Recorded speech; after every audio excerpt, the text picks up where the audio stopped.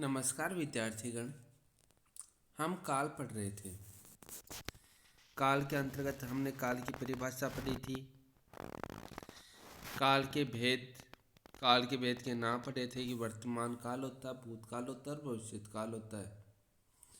उसके बाद में हमने वर्तमान काल के बारे में पढ़ा था कि वर्तमान काल किसे कहते हैं, कि क्रिया जिस रूप से वर्तमान समय में किसी कार्य करना पाया जाता है उसे ही वर्तमान काल कहते हैं। हमने वर्तमान काल के भेद पढ़े थे, जिसके अंतर्गत सामान्य वर्तमान काल, अपूर्ण वर्तमान काल और संदिग्ध वर्तमान काल आते हैं। हमने सामान्य वर्तमान काल के बारे में पढ़ा था कि वर्तमान समय में किसी क्रिया के सामान्य रूप से होने का बोध होता है, उसे सामान्य वर्तमान काल कहते हैं। दूसरा भेद हमने वर्तमान काल का पढ़ा था, अपूर्ण वर्तमान काल। अपूर्ण वर्तमान काल के बारे में हमने पढ़ा था कि जिस क्रिया से वर्तमान समय में क्रिया के निरंतर होने का बोध होता है उसे अपूर्ण वर्तमान काल कहते हैं। और तीसरा भेद था संदिग्ध वर्तमान काल। संदिग्ध वर्तमान काल के अंतर्गत हमने पढ़ा था जिस क्रिया से वर्तमान काल में क्रिया होने पर संदेह प्रकट होता है उसे संदिग्ध वर्तमान काल कहते हैं। अब आगे जो भेद पढ़ने वाले हैं हम काल का, वो है भूतकाल। जो पहला भेद पढ़ा था वो कौन सा था, वर्तमान काल और वर्तमान काल के भेद थे। अब हम पढ़ेंगे भूतकाल। भूतकाल किसे कहते हैं, क्रिया जिस रूप से उसके बीते समय में होने का बोध हो उसे भूतकाल कहते हैं। कहने का तात्पर्य जो समय बीत चुका है, जो समय चला गया है, उसे ही भूतकाल कहते हैं। जैसे माँ ने खाना पकाया, यानी पहले ही पका लिया था माँ ने खाना। बच्चों के स्कूल से घर आने से पहले ही माँ ने खाना पका लिया था। बच्चा बाहर भाग गया, जैसे ही बच्चे को पता चला कि उसके माता पिता उसे डांटने वाले हैं, वो बाहर भाग गया था। तो कहने का मतलब है ये जो काम है, ये जो बीते हुए समय में हो जाते हैं उसे ही कहते हैं भूतकाल। जैसे एक उदाहरण और बताता हूँ आपको। जैसे राम ने रावण को मारा, राम ने रावण को मारा, तो एक बात तो बहुत सालों पहले हो गई थी, है ना।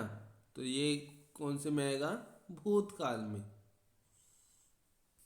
अब तो समझ गए होंगे कि जो कार्य हो चुका था वो किस में आएगा, भूतकाल में। देखो पहचान के शब्द, इन शब्दों को याद रखना आप। इनके अंत में या, ये या फिर था, थी, थे आते हैं। इन शब्दों को याद रखना है ना। अब माँ ने खाना पकाया, इसमें क्या आ रहा है, या आ रहा है। बच्चा बाहर भाग गया, इसमें क्या आ रहा है, या आ रहा है। तो जिन शब्दों के अंत में या, ये या फिर था, थी, थे आते हैं तो वो कौन सा काल हो जाएगा, भूतकाल हो जाएगा। अब आगे पढ़ेंगे भूतकाल के भेद, कि भूतकाल के कितने भेद होते हैं। भूतकाल के 6 भेद होते हैं।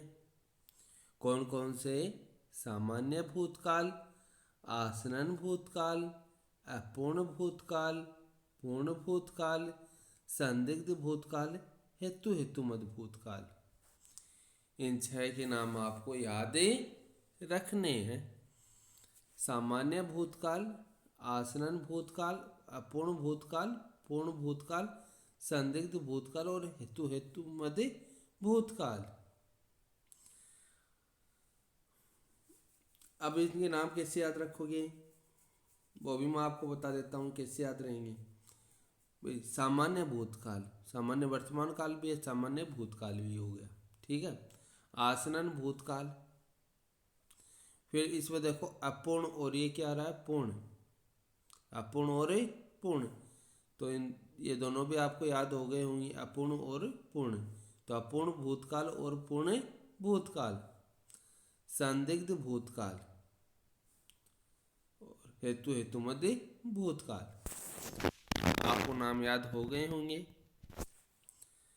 अब आती है इनकी परिभाषा। सबसे पहले आता है सामान्य भूतकाल की। सामान्य भूतकाल किसे कहते हैं? सामान्य भूतकाल किसे कहते हैं? तो जो समय बीत चुका है, जो समय बीत चुका है, तो बीते हुए समय में हो चुके क्रिया के सामान्य रूप को सामान्य भूतकाल कहते हैं। यानी भूतकाल में जो कार्य सामान्य रूप से होना पाया जाता है, उसे ही सामान्य भूतकाल कहते हैं। बीते हुए समय में जो कार्य सामान्य रूप से हुआ था ना, उसी को हम क्या कहेंगे, सामान्य भूतकाल कहेंगे। कि समय तो बीत चुका है और बीते हुए समय में जो कार्य सामान्य रूप से हुआ था, उसी को क्या कहेंगे, सामान्य भूतकाल। जैसे शिवम पढ़ने आया, बच्चा सो गया, तो ये सामान्य क्रियाएं हो रही हैं यहाँ पर। तो एक कौन सा काल हो जाएगा, भूतकाल, सामान्य भूतकाल। क्यों हो जाएगा? भूतकाल की पहचान शब्द आपने पढ़े थे ना, कि या आ रहा है अंत में, है ना, या ये या फिर था थी थे आते हैं, वो किस में आ जाते हैं, भूतकाल में आते हैं। और इसमें जो क्रिया हो रही है वो सामान्य रूप से हो रही है, इसलिए हो गया सामान्य भूतकाल। दूसरा देखिए आता आसन्न भूतकाल। आसन्न भूतकाल कौन सा होता है? क्रिया के जिस काल से कार्य के अभी अभी समाप्त होने का बोध हो, उसे आसन्न भूतकाल कहते हैं। यानी जो कार्य अभी थोड़ी देर पहले ही समाप्त हुआ था, उस काल को कहेंगे आसन्न भूतकाल। कि नौकरानी अभी अभी आई है, शिवानी गाकर अभी चुप हुई है।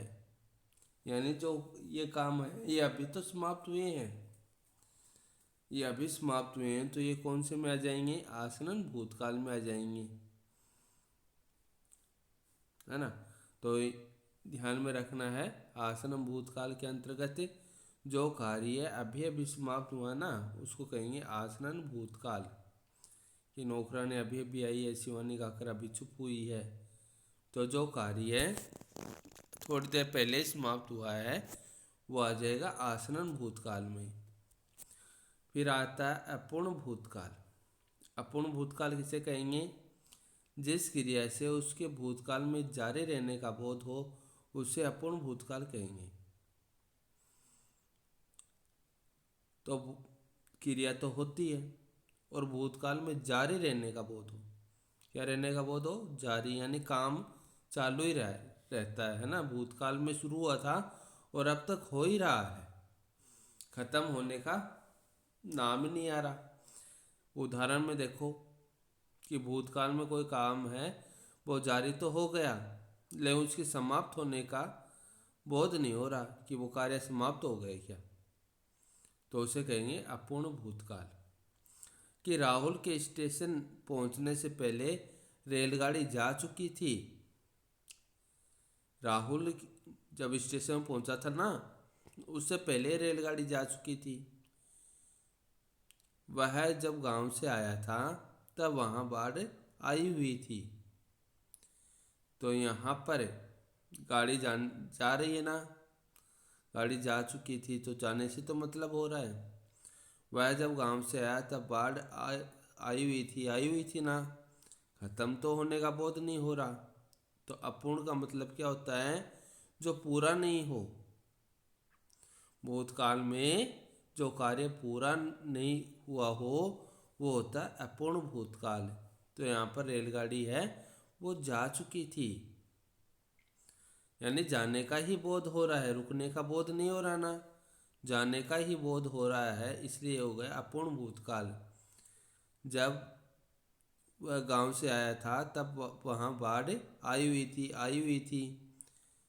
अब रुकने का नाम यहाँ पर भी नहीं है ना, यानी इसमें भी कौन सा नाम है, जारी रहने का बोध है। दोनों में किसका बोध है, जारी रहने का बोध है, इसलिए हो गया अपूर्ण भूतकाल। अब आप समझ गए होंगे अपूर्ण भूतकाल किसे कहते हैं, कि जिस क्रिया से उसके भूतकाल में जारी रहने का बोध हो, कि क्रिया है वो भूतकाल में भी क्या रहेगी, जारी रहेगी, और उसको कहेंगे अपूर्ण भूतकाल।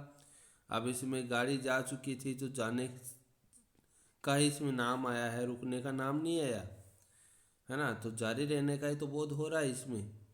दूसरे में भी देखो, बाढ़ आई हुई थी तो बाढ़ तो आने का ही तो बोध हो रहा है, रुकने का तो बोध नहीं हो रहा। तो ये हो गया अपूर्ण भूतकाल, यानी इसमें जारी रहने का ही बोध होता है। काम है वो भूतकाल में जारी हो रहा है, भूतकाल में, क्योंकि रेलगाड़ी जा चुकी थी, भूतकाल में हो गया है ना। और जैसे आपको पहचान के शब्द बताए हैं ना, तो यहाँ पर क्या आया है, थी आया है। अब समझ में आ गया होगा आपको अपूर्ण भूतकाल। अब इससे आगे आता है पूर्ण भूतकाल। पूर्ण का क्या अर्थ होता है, पूरा, और अपूर्ण का क्या अर्थ होता है, अधूरा। पूर्ण भूतकाल यानी पूरा, जिस क्रिया के भूतकाल में पूरा होने का बोध हो। अब देखो, पूर्ण का अर्थ क्या हो गया, पूरा होता है, और क्रिया भी क्या हो रही है इसमें, भूतकाल में पूरे होने का बोध हो रहा है, तो उसे पूर्ण भूतकाल कहते हैं। जिस क्रिया के भूतकाल में पूरा होने का बोध हो उसे पूर्ण भूतकाल कहते हैं, यानी भूतकाल में काम क्या हो गया, पूरा हो गया।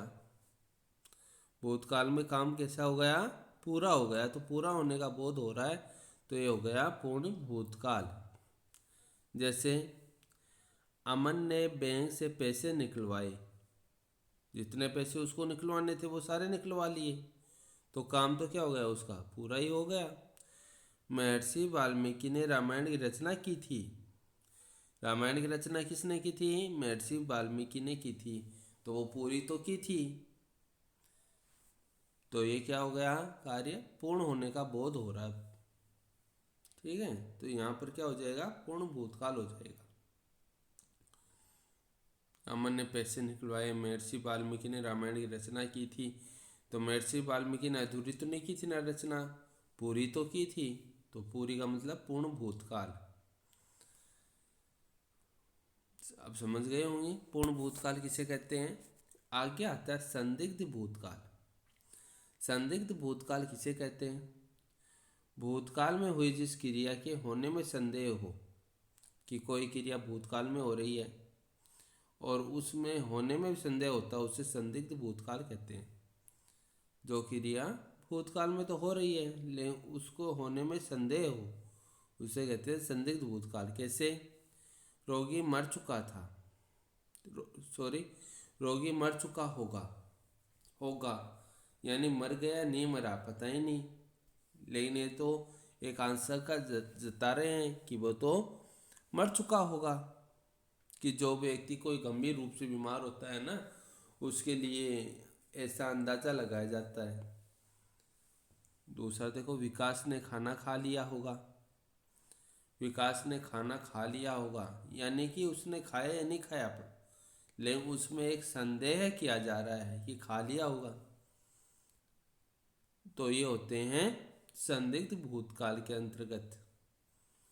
तो संदिग्ध भूतकाल क्या होगा, जिसमें संदेह होगा, भूतकाल में क्या होगा, संदेह होगा, उसी को ही कहेंगे संदिग्ध भूतकाल। आ गया वो समझ में, संदिग्ध भूतकाल, कि भूतकाल में क्या होगा, संदेह होगा, उसी को ही कहेंगे संदिग्ध भूतकाल। इसमें संदेह हो रहा है रोगी मर चुका होगा, यानी पूर्णतया बोध नहीं हो रहा, नहीं वो मर ही गया, मर चुका होगा, एक संदेह किया जा रहा है। विकास ने खाना खा लिया होगा, तो इसमें खा लिया है, ऐसा तो नहीं है ना खा लिया होगा, एक संदेह जताया जा रहा है कि खा लिया होगा, है ना। तो यहाँ पर क्यों कौन सा भूतकाल आ जाएगा, संदिग्ध भूतकाल। भूतकाल का अंतिम भेद जो आता है वो आता है हेतु हेतु मध्य भूतकाल। जब क्रिया का संपन्न होना दूसरी क्रिया पर निर्भर हो उसे हेतु हेतुमत भूतकाल कहते हैं। यानी एक क्रिया समाप्त हो रही है ना, तभी दूसरी होगी। तो एक क्रिया दूसरी क्रिया पर इसमें क्या है, निर्भर है। जब क्रिया का संपन्न हो